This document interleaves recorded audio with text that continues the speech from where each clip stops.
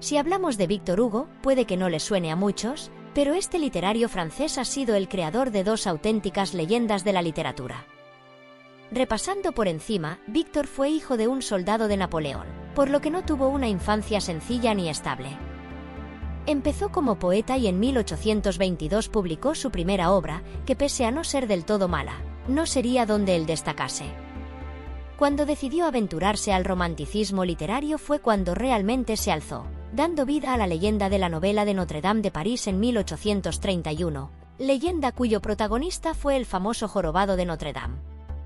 Sin embargo, hacemos hincapié en la palabra leyenda, porque esta historia es mitad real, mitad ficticia, ya que el jorobado, cuyo nombre era Quasimodo, no fue inspirado por ningún personaje real, al menos en un principio.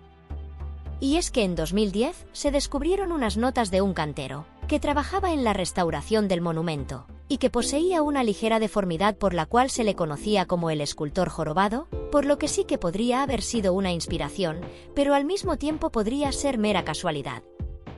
Siguiendo con sus obras, tenemos su segunda obra maestra, titulada como Los Miserables, producida en 1862 y cuyo éxito fue instantáneo. Tanto así, que hablando en números, tendríamos que se vendieron más de 7.000 copias en su primera semana. Ha sido traducida a más de 20 idiomas y ha tenido numerosas adaptaciones, como su musical, traducido a 22 idiomas y presentado en 44 países, con más de 70 millones de espectadores, o sus adaptaciones cinematográficas, de las cuales ha tenido más de 50 desde 1909.